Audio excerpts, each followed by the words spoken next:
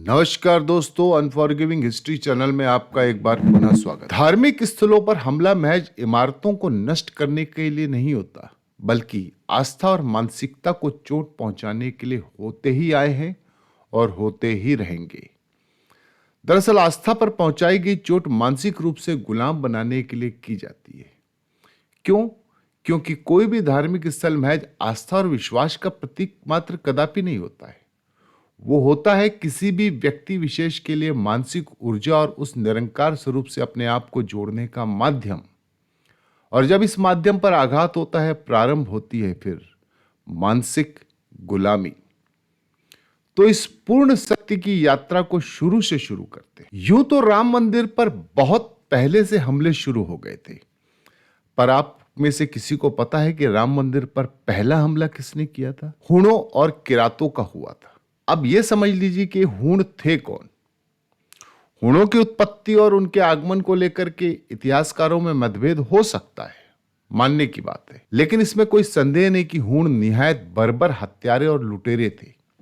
लेकिन इसके बावजूद भी वह पंचनद के आगे विवश थे, लाचार थे और डरते थे। किसी कवि ने कभी कहा था कि घृण, हूण, शक, यवन टूटते थे भूमि पर, हारते थे उनके हौसले पंचनद के तीर पर।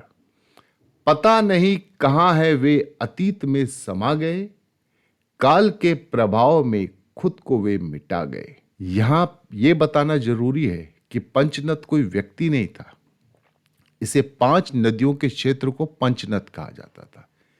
इस क्षेत्र में जितने भी सुरमा शूरवीर हुए, उनके आगे ये विदेशी घुटने टेकते रहे।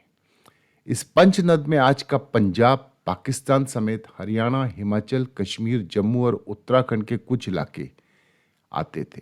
अब आते हैं हूणों की कहानी पर। हूण मूल रूप से मध्य एशिया की एक जंगली और बर्बर जाति के लोग थे। मध्य एशिया के अंतर्गत आज का कजाकिस्तान, उज्बेकिस्तान, तुर्कमेनिस्तान, किर्गिस्तान आदि देश आते हैं, जो आपस में लड़ते शुरू से आए हैं।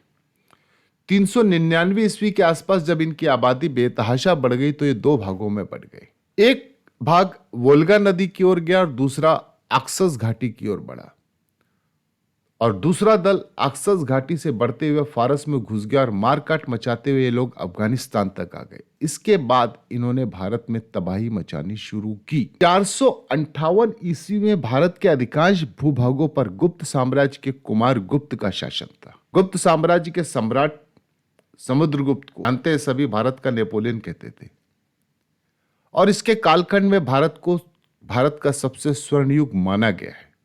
लेकिन समुद्रगुप्त जितना प्रभावशाली था, उसके उत्तराधिकारी उतने ही कमजोर साबित हुए। कुमार गुप्त के समय से ही भारत पर हूणों का आक्रमण हुआ और कुमार गुप्त ने स्कंदगुप्त को इन आक्रमणों को विफल करने की जिम्मेदारी सौंपी थी। बर्बर हूण स्कंदगुप्त के हमलों से भाग खड़े हुए थे। इस विजय की स्मृति में उसने वर्तमान नई दिल्ली में विष्णु स्तंभ का निर्माण कराया। यह वही विष्णु स्तंभ है जिसे आगे चल के हम कुतुब मीनार समझते हैं, जिसे कुतुबुद्दीन ने तोड़कर परिवर्तित करके बना दिया। बहरहाल, जब तक स्कंदगुप्त जीवित रहा, हूणों ने दोबारा भारत की तरफ देखने का साहस नहीं जुटा पाए। उसके बाद हूणों ने ईरान को तहस नहस करना शुरू किया। दुर्भाग्य बस स्कंदगुप्त के बाद गुप्त साम्राज्य में शक्तिशाली राजाओं का अकाल पड़ गया, जिसका फायदा उठाते हुए हूणों ने लगभग 30 साल बाद 458 के आसपास फिर से भारत पर आक्रमण कर दिया। तब हूणों के नेता तोरमान और मिहिरकुल के नेतृत्व में हूणों ने उत्तरी भारत पर कब्जा कर लिया।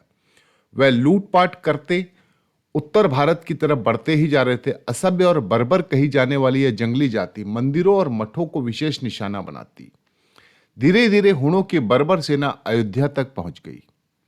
इतिहास की अनेक पुस्तकों में यह दर्ज है कि हूणों ने मथुरा और तक्षशिला में उत्पात किया तो उत्तर प्रदेश के अनेक मंदिरों को तोड़ते हुए अयोध्या में राम मंदिर पर हमला किया। भारी रक्तपात और जनहानि के बाद प्राचीन भव्य राम मंदिर को हूणों ने पहली बार तोड़ डाला, और ऐसे करते ही पहली बार अयोध्या उजड़ी थी। 5वीं शताब्दी में अयोध्या उजड़ी हुई थी। लंबे समय बाद जब विक्रमादित्य ने इसका जीर्णोद्धार करना चाहा तो अयोध्या की सीमाओं का पता लगाना तक मुश्किल था। इसे आप ऐसे भी कह सकते हैं कि लुटी पिटी अयोध्या को खोज पाना मुश्किल था। लेकिन धर्म ग्रंथों में वर्णित सप्तपुरियों में अयोध्या सरयू के किनारे स्थित है। इसके अलावा नाग नागेश्वर नाथ महादेव की मौजूदगी ने अयोध्या की पहचान कराने में विक्रमादित्य की मदद की। यहां यह समझने की भूल ना करना कि विक्रमादित्य कोई आदमी था, कोई व्यक्ति था। यह एक अलंकरण हुआ करता था जो राजा अपने विजय अभियानों के बाद धारण किया करते थे। हुणों के द्वारा तोड़े गए राम जन्मभूमि के मंदिर का जीर्णोद्धार करने वाले गुप्त वंश के ही विक्रमादित्य चंद्रगुप्त द्वितीय थे। विक्रमादित्य चंद्रगुप्त द्वितीय ने वैष्णव मंदिरों के जीर्णोद्धार का बीड़ा उठाया और हुणों द्वारा तहस नहस की गई अयोध्यापुरी को फिर से आबाद किया। इसी के साथ ही उन्होंने भगवान श्री राम की जन्मभूमि पर भव्य मंदिर का निर्माण कराया।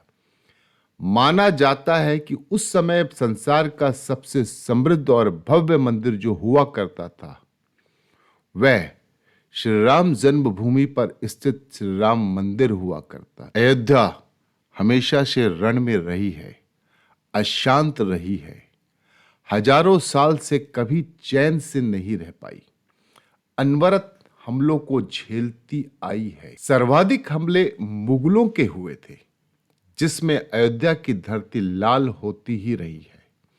आखिर कब से अयोध्या पर मुगल बादशाहों आक्रांताओं की छाया पड़ने लगी, आइए उसे जानते हैं। जब गजनी गुजरात के सोमनाथ पर हमला कर रहा था, अफगानिस्तान में काबुल और कांधार के बीच का इलाका खुरासान और बुखारा कहा जाता था। यही पास में गजनी थी, एक जगह थी जहां का शासक अलप्तगीन हुआ करता था। उसने अपने दास सुबक्तगीन की प्रतिभा से प्रभावित होकर उसे अपना दामाद बना लिया और बाद में उसे गजनी की गद्दी सौंप दी और अमीर उल उमरा की उपाधि से उसे नवाज दिया। सुबक्तगीन का बेटा महमूद गजनी हुआ, जिसने प्रभास पट्टम गुजरात के सोमनाथ मंदिर पर आक्रमण किया था। सुबक्तगीन पहला मुस्लिम आक्रांता था जिसने भारत पर आक्रमण किया। ठीक उसी समय परिहार वंश का राजा राज्यपाल कन्नौज पर राज्य कर रहा था। माना जाता है कि सुबक्तगीन ने जयपाल से युद्ध किया। राज्यपाल का फारसी में जयपाल होना सुगम है। इस लड़ाई में जयपाल की पराजय हुई और सुबक्तगीन को उसने कर देना स्वीकार किया। विंसेंट स्मिथ लिखते हैं कि हिंदुओं की हार का कारण था आक्रमणकारी बर्बर थे। वे कोई नियम को नहीं मानते थे, वे धर्मांध किस्म के लड़ाके थे। सुबक्तगीन के बाद उसका बेटा महमूद गजनी बादशाह बना। उसने भारतवर्ष पर अपने हमलों का सिलसिला जारी कर दिया। गुजरात में सोमनाथ मंदिर समेत हजारों मंदिर तोड़ डाले। गजनी का भांजा सैयद सालार मसूद गाजी, जो गाजी मियाँ और वाले मियाँ के नाम से जाना जाता है, वह भारत आता है और मारकाट करते, लूटपाट और रक्तपात करते हुए बाराबंकी तक पहुंच जाता है। बाराबंकी के पास उस समय सत्रिक बड़ा समृद्ध नगर हुआ करता था। उसने वहां डेरा डाला और हिंदुओं को मुसलमान बनाने के लिए अपने सेना नायक सैफुद्दीन और मियां रज्जब को बहराइच की ओर भेजा। मलिक फजील को काशी और अजीजुद्दीन को गोपा मऊ रवाना किया। सन 1032 में बहराइच में मुगल पहुंच चुके थे, जहां भगवान सूर्य नारायण का विश्व प्रसिद्ध मंदिर हुआ करता था। इसके अलावा यहां पर एक तालाब भी था। माना जाता है कि यह मंदिर अयोध्या के सूर्यवंशी सम्राटों ने निर्माण कराया था। बहरहाल इतिहास के अनुसार यहीं पर कौशल्या नदी थी, जिसे कोडियाला कहा जाता था, जिसके किनारे भयंकर युद्ध हुआ, कोडियाला का वो युद्ध। साल 1033 में मसूद की सारी सेना काट डाली गई और मसूद भी मारा गया। यह कथा भी बहुत प्रचलित है कि मसूद ने सूर्य मंदिर वालार्क देखकर कहा था कि हम युद्ध जीते और यह क्षेत्र हमारे पास आया तो मौत के बाद यहीं अपनी मजार बनाएंगे। करीब 200 साल के बाद जब मुस्लिम राज आया तो सूर्य मंदिर को तोड़कर मसूद की मजार बना दी गई। अवध गजेटियर में लिखा भी है कि कब्र में मसूद का सर सूर्य नारायण मंदिर पर रखा हुआ है।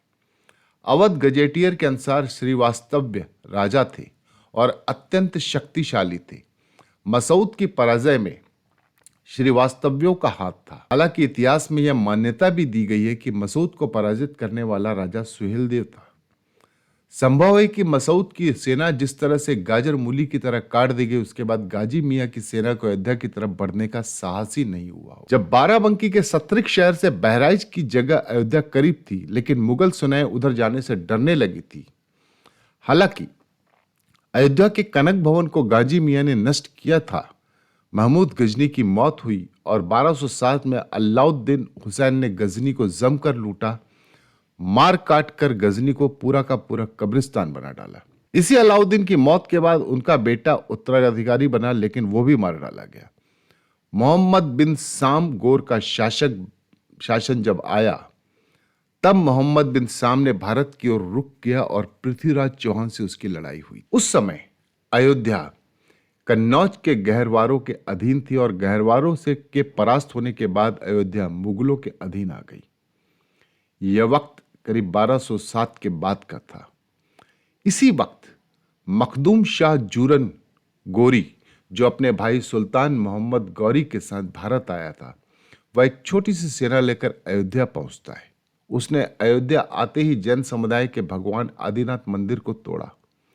बताया जाता है कि अयोध्या के बक्सरिया टोले में अब भी जूरन के वंशज रहते हैं। हालांकि भगवान आदिनाथ का मंदिर फिर से बन गया। इस तरह से अयोध्या में कई हमले होते गए और उन हमलों में की एक वानगी देखिए कि गुलाम आब्दगीन के समय 1 हमला, शाह फिरोज के समय 10 हमले, मोहम्मद तुगलक के समय 2 हमले, बाबर के समय 4 हमले, हुमायूं के समय 10 हमले, अकबर के समय 16 हमले, औरंगजेब के समय 21 हमले, सैयद सालार मसूद गाजी के समय 2 हमले, नवाब शहादत अली के समय 4 हमले, सिकंदर लोदी के समय 1 हमला, नासिरुद्दीन हैदर के समय 3 हमले और अंग्रेजों के समय 2 हमले। अपमान और पराजय अयोध्या के भाग में इस दौर में आती ही गई। अब आती है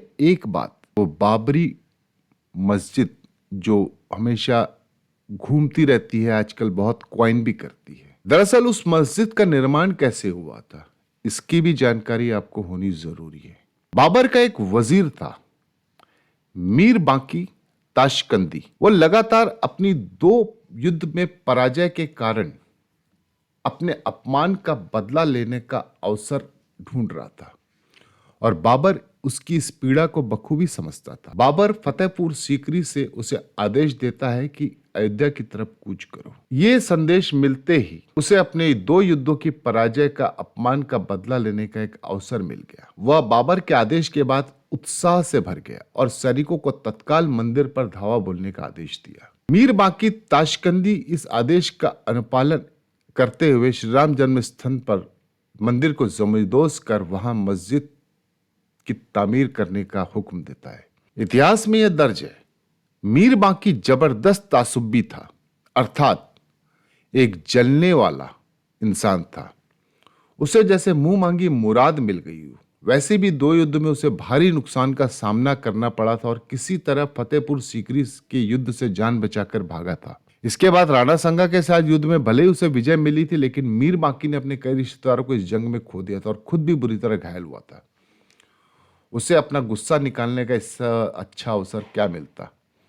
उसने अपने सैनिकों को तत्काल आदेश दिया कि मंदिर पर धावा बोल दो। मीर बांकी के आदेश के बाद बाबर के सैनिकों ने राम मंदिर पर हमला बोल दिया। चारों तरफ हाहाकार मच गया। योगी, सन्यासी, यति, ब्राह्मण, पुजारी और भक्तों का बलिदान का सिलसिला शुरू हो गया। पूरी अयोध्या खून से लाल हो गई और इधर बाबा श्यामानंद अपने मुगल शिष्यों के षड्यंत्र को समझ नहीं पाए और अब उनके पास पछतावे के सिवा कुछ नहीं बचा था। वह मंदिर के विग्रह को भंग होने से बचाने के लिए उसे सरयू जी में डाल आए और मुख्य विग्रह को लेकर उत्तराखंड की ओर रवाना हो गए। उस समय मंदिर के चारों पुजारी और पार्षद मौजूद थे, जो खड़े होकर कहा, हमारी मौत के बाद ही कोई अंदर घुसेगा। तब फकीर जलाल शाह ने आदेश दिया कि इनके सर धड़ से अलग कर दिए जाए, जिसे मीर बांकी ने तत्कालन पालन करते हुए उसकी मौत की नींद सुला दिया उन्हें। पुजारी और हिंदू भक्तों की लाश चील कौओं को खाने के लिए बाहर फेंक दी गई और मुख्य मंदिर को लगातार तोड़ते हुए भूमि सात कर दिया गया। अब इसके बाद उसी मंदिर की सामग्री से मस्जिद का निर्माण शुरू हुआ। जिस मंदिर को तोड़ा गया वह तत्कालीन समय में विश्व का सबसे सुंदर भव्य मंदिर था, जिसमें 7 कलश और एक सर्वोच्च शिखर था। बताया तो यह भी जाता है कि आज के मनकापुर से श्री राम जन्म स्थान का मंदिर दिखाई पड़ता। दुनिया के सर्वश्रेष्ठ 4 मंदिरों में उस समय पहले नंबर पर अयोध्या का श्री राम मंदिर हुआ करता था, जिसे बाबर के सेनापति मीर बांकी ताशकंदी ने तोड़ डाला। इधर बाबर की अताई सेना ने मंदिर तोड़ना शुरू किया, उधर बात जंगल में आग की तरफ फैल गई। ब्रिटिश इतिहासकार वेंता कनिंगम लखनऊ गजेटियर के 26वें संस्करण के पेज 3 पर लिखते हैं, श्री राम जन्म पर स्थित मंदिर को बाबर के वजीर मीर बांकी द्वारा गिराए जाने के अवसर पर हिंदू शांत नहीं बैठे और अनगिनत बलिदानों का सिलसिला चढ़ पड़ा। यहां तक कि श्री राम की बलवेदी पर सर कटवाने की होड़ लग गई, लेकिन इस दौरान मुगल सेना को भारी धन जन की हानि उठानी पड़ी। कई बार तो ऐसा लगा जैसे मुगल सेना के हौसले पस्त हो जाएंगे और वे मंदिर विध्वंस को बीच में ही छोड़कर भाग जाएंगे। बहरहाल ये घटनाएं चलती गई। 16वीं शताब्दी में राजा गज सिंह की पराजय के बाद उस राजा ने एक कसम खाई थी कि जन्मभूमि उद्धार होए ता दिन बड़ी भाग, छाता पग पन ही नहीं और न बांधही पाग। राजा गज सिंह की ये प्रतिज्ञा कई सौ साल से आज भी फैजाबाद के आसपास के राजपूत वंशज निभाते आ रहे हैं और जिसके पूरे होने की तारीख शायद 22 जनवरी 2024 है। बरसों पहले ली गई वो प्रतिज्ञा जिसको पूर्ण होने में 550 बरस का लंबा इंतजार खत्म हुआ। इस अंक में बस इतना ही। नमस्कार।